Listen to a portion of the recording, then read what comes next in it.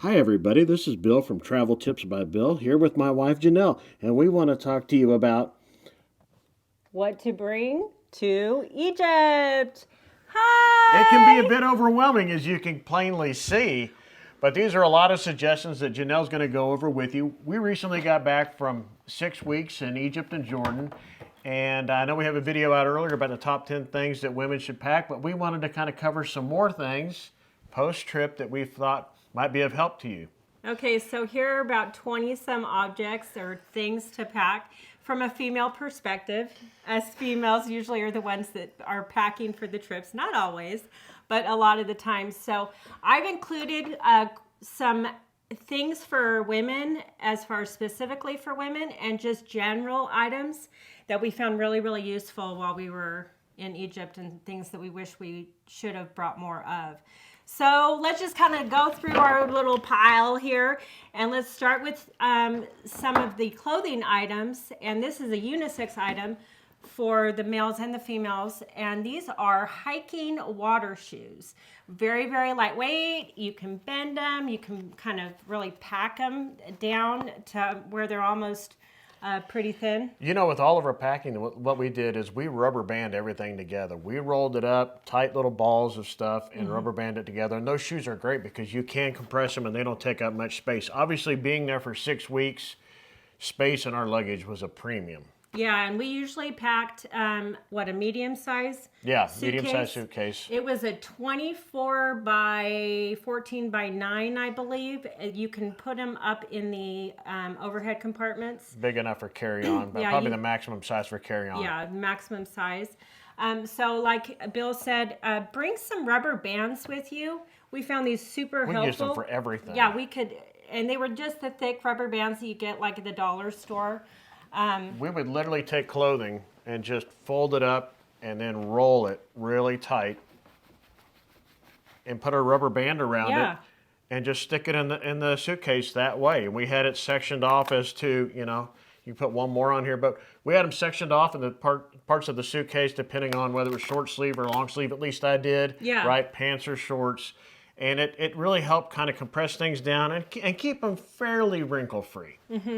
Exactly. So moving on, so we've got the shoes, the water shoes with some tread on them, so you can use them for hiking, and if you happen to be near water, you can get them wet as well, so it doesn't make a big deal. Those were super lightweight too. They Yeah. didn't take up that really wasn't that heavy in the suitcase for you. And all of these items can be found on one of our favorite sites, Amazon. Everybody's favorite Amazon, site. yeah. And these are fairly inexpensive, anywhere from $20 to $30. And at the end of your trip, you can kind of throw them away. If they've been used quite a bit, that's what I ended up doing. Yeah, I think you packed 2 pairs, and there were some souvenirs that we wanted to bring back, and you just kind of, gave them to whoever we saw there at the time, to the help of the staff. Yeah. Yep, exactly. Okay, so for the next item for women, very, very easy to pack for a woman, believe it or not. So you want to think of anything that's comfortable, lightweight, breathable, and big and roomy to where you can put stuff underneath your clothing. So I chose some Magellan shirts. Columbia makes them, as well as who else? There's several companies out there like- that kind of make that lightweight material. Some of the other things she hasn't touched about on these that make them great is they're kind of stain resistant. They're super easy to clean. We ended up doing a lot of laundry in sinks and showers and things like that. So they dry quickly as well. And what I like about shirts like this is they have, if I can find it, they have zippers.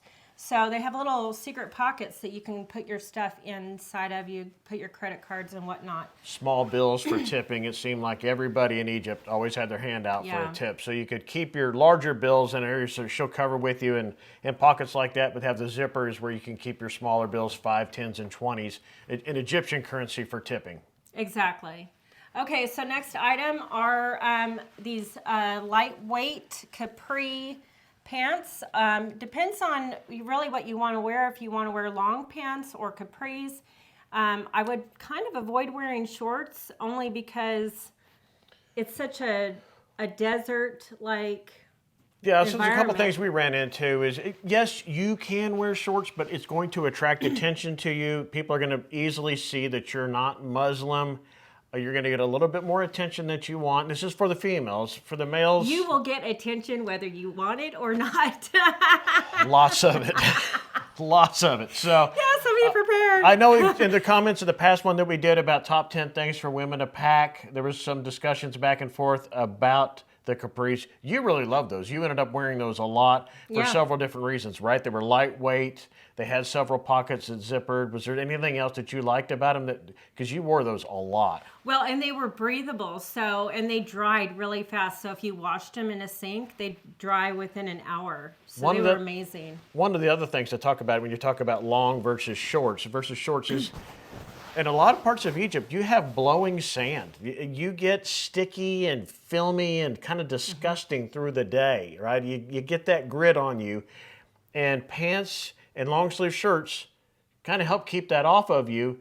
I mean, you can even go with the lightweight shirts like this, but with a long sleeve version, I packed a lot of those, and it will help keep that sand kind of sticking to your body. Exactly. Okay, so next thing are dresses. I'm a dress girl, so as far as dresses, make sure that they are conservative. I actually got these at Ross, my favorite store in America, and they are very similar to what do you call them in Egypt? That's a great question. I'm not really sure right off the top of my head. You're ready to put me on the spot there. I don't know. But you can find these types of dresses in a lot of the local markets there And in they're Egypt. very form-fitting. Yes, they are. Just kidding. But believe it or not, women, and I'm sorry to say this, but you are going to get attention even in something like this. So just be prepared for it. Just kind of keep your head down. Unfortunately, that's just kind of the nature of the beast when you go there. Let's talk about, you talked about having stuff underneath it and wearing large fitting outfits. Before you move to this, Okay. let's talk about what you would typically wear underneath there. Okay. So I have a money belt that's RFID blocked belt as well. So, for those who don't know what RFID is, I don't know what it stands for, but people can basically scan your cards through your clothing and get your information. So this belt basically blocks that. And I put it right underneath my bra and, on my torso and nobody even knows that I have anything underneath there. So I put my cash, my passport, and any cards that I may have. Yeah, we took several $1,000s in U.S. with us that we distributed between the two of us. I used a money belt that had a zipper on the back side of it that looked completely plain, which I can show you guys in another video. If there's any interest, please leave comments in the section below. But we carried a lot of U.S. cash on us and then would go and get it broken down. We had stacks and stacks of hundreds, and we would go and get those converted into Egyptian dollars. We would keep the larger bills, like we said earlier, in areas like this or in the money belt, and then would have the smaller money out for tips and things like that on our clothes that were easily accessible. That way we're not pulling out wads of cash, even wads of Egyptian money in front of strangers. Exactly. Okay, so moving on as far as the clothing for women, very, very important. Bring plenty of comfortable panties. Overpack the panties because they just pack down anyway. It's always good, to have your favorite with you. And then as far as bras, I didn't bring regular bras. I just brought these little strappy, like cotton bras. Super comfortable, breathable. You can wash them easy. So that's very important to do, as well as I bring some low-rise socks, just several of them to wear with your hiking water shoes. This is And this is something that we end up using a lot in Egypt. We have them rubber banded. Yeah. One of the items that we didn't use a lot of that was in our last video was the hat. Yeah. We ended up using these almost all of the time. We brought two hats, the sun hats with us. But these, you'll fit in a lot better too if you bring a shamag or you buy them there. We found that if you buy them there, you get bigger ones. For some reason, Amazon doesn't seem to carry very big ones. But this, I mean, this could practically go around your entire body. But they have a way of being able to, wrap it around your head. And you actually want them bigger. Yeah. You want them so bigger you than can- the ones that are available on Amazon. And Yep. they are dirt cheap and over there. They're cute too. You Yeah, can they're get some great. cute They're ones. great. You can buy, I think they're in Jordan, they were going for $1 a piece of Jordanian dollars. So they were very, very reasonable. Yeah. Okay, so as far as what to wear, that is the extent of it for women. Don't go overboard on trying to look like a fashionista or anything. Just something comfortable and breathable and lightweight.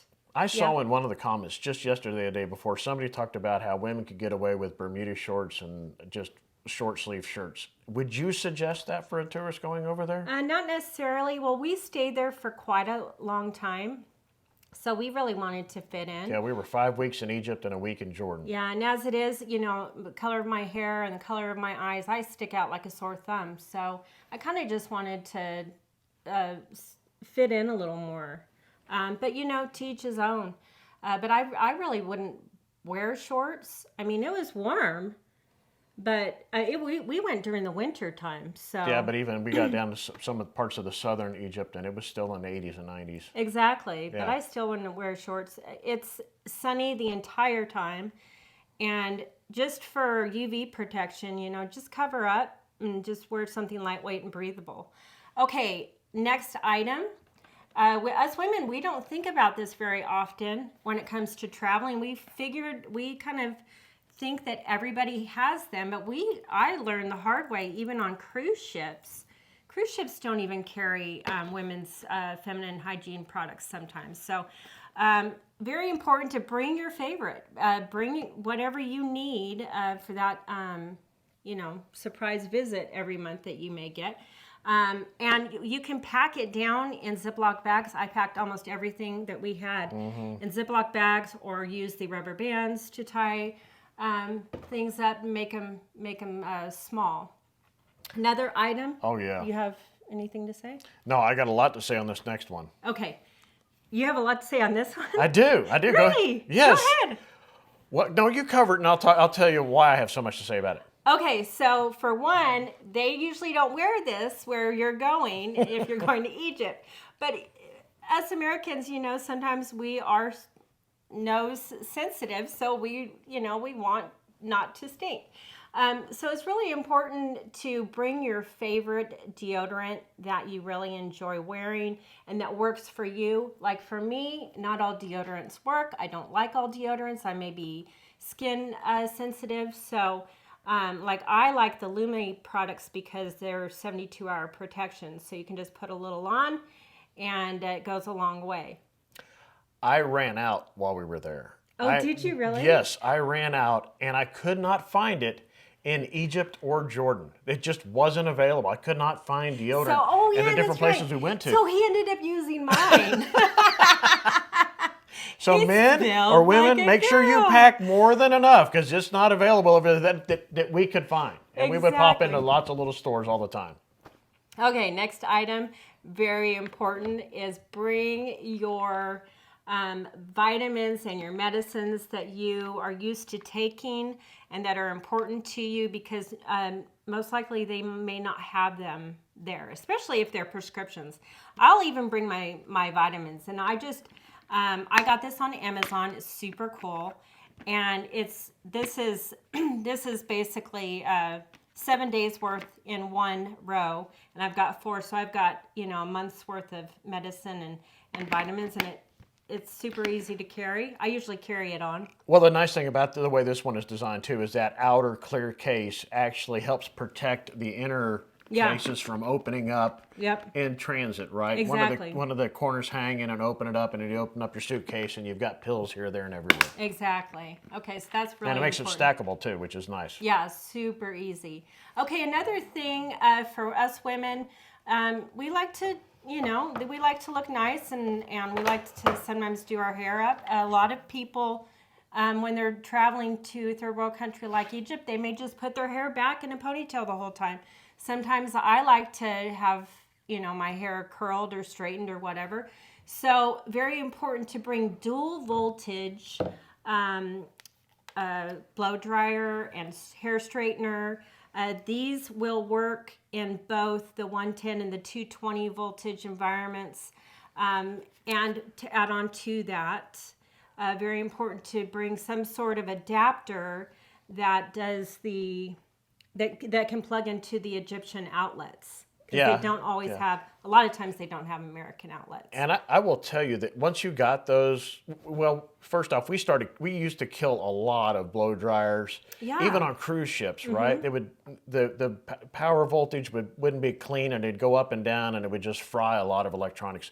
And I think once you got those, you kind of did away with, or didn't have any issues with frying those types of appliances anymore, right? Exactly. Getting the dual voltage has really helped with that. Super helpful. And this one in particular, this is a hair dryer, and it just folds.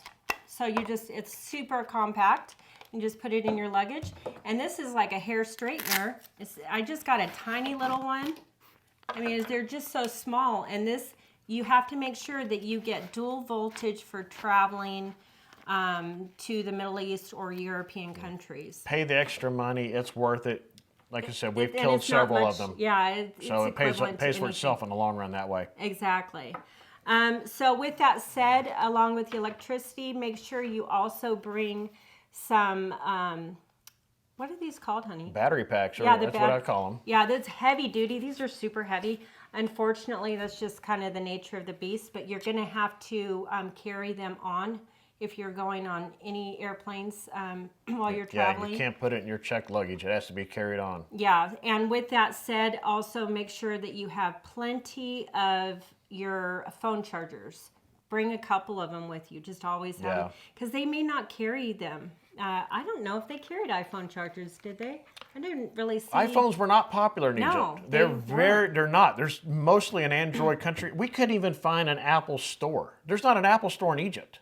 So most of your cords like that are going to be Android based. Exactly. So make sure if you've got iPhones or any type of Apple products, make sure you pack enough cords to get you through, and maybe you spare one or two. Exactly. Yeah, perfect. Another item that I actually like is a motion censored light. This just takes a few AA batteries. And I use this for the bathroom. Any bathroom that we would go, that would be part of our hotel room, I would just put this in. And so anytime that we needed to use the restroom at night, these lights would come on automatically. And so you don't even need to turn on any lights. There's several other things we need to talk about. I'm like getting a little overwhelmed. This is an over-the-shoulder bag that I use. Perfect for women because you can put anything that you need. You can put your tampons, your deodorant, your little essentials, anything you need, and it just goes over your shoulder. And I always carry in the front because unfortunately it can be an environment where there may be sometimes in certain countries people don't understand Americans' view on personal space, so they may get up in your personal space, and it's always good to know that you've got the things that are important to you in the front of you, so you can kind of keep track of all that kind of stuff. Very true. Very true. Okay, probably the last three items that we're going to talk about are probably some of the most important. This is just a simple TSA travel lock that we put on all of our bags, including the bags that we're carrying on with us, just so that nobody can unzip it when we're not realizing it. Yeah, one of our flights was 16 hours long to get over there, right? Yeah. So even if it's in your carry-on and it's above you in the bin, you could be asleep and somebody could easily get into your bag. Yeah. So we use them a lot. Exactly. Okay, and the last items, moving over those rubber bands, The last two items that are crucial, I believe, to traveling in Egypt is... Yeah, this is the first time you travel with it, right? Yeah, So you can, I loved it. In Yeah. fact, if we go anywhere else, it's I third can tell you, country, since I've third been world. traveling, since I bought those things have gone with me everywhere. Yeah, Globally, around the world. I don't leave this country without packing those in my bag. exactly. And this is a water purifying system. By Grail. That's a Grail. It's a Grail. Super easy. It has inside the water purifying container, it has one of these ultralight purifying Yeah, I'll see if I can cartridges. get it open while you're talking about it. We bring the cup with a clean cartridge as well as an extra one just in case. I cleaned water through this every day, all day long. Even when we had bottled water, a lot of times they would maybe, for hotel rooms, they might give us one bottle of water, but I drink a lot of water. And we use water, we have to use clean water to Right. brush our teeth and whatnot. There's talk where people say, well, you can brush your teeth with the tap water. I didn't take that risk. Because you could be ingesting some harmful bacteria that your digestive system is not used to. So this just, you put the water in it and you push it down and just slowly but surely it just purifies the water and then you can drink directly out of it. We actually drank out of the Nile. And we actually drank out of the Jordan River. It was nasty. The water wasn't was not nasty. nasty in here. It was nasty. It was We bad. drank out of the Jordan River in the spot where Jesus was baptized by John, and it looked like a muddy ditch, right? Yeah, and people Yeah. were looking at us It's like we'd lost our mind. So this thing is an absolute lifesaver. We're Yeah. not getting paid or endorsed by these people in any No. way, shape, form, or fashion, but we're telling you this is a game changer. You really need to get one and have it packed. As you can see, it doesn't take up much space. It doesn't take up much space, and it's something easy you can literally clip onto your bag. That's what we did. Yeah, why that's what we did. That's why we have the clip on there. But you Yep. got to get these. It just gives you a peace of mind too. Even in other countries where people say the water's fine, we filter a lot, and we know that we can trust this. I've been using it for several years. It's fantastic. Yeah, and I would, like I said, if we went to any other third world country, I mean, even other countries, they may not have the same kind of water purifying laws that we're used to in America. So it's just important to make sure you're getting some clean water in your system because water is number one. So with that said, we are done. I think this has been like 20 some, essentials that for females that you really need to think about bringing to Egypt. And you have any other? Yeah, I know a lot of you are planning on travel this year, 2023, plan on getting out and seeing things. We've had a tremendous amount of views on the original one that we did, Top 10 Clothing for Women. If there's something you guys have questions about, please put them down in the comments. As always, we would love to have you subscribe and become part of the family, so to speak.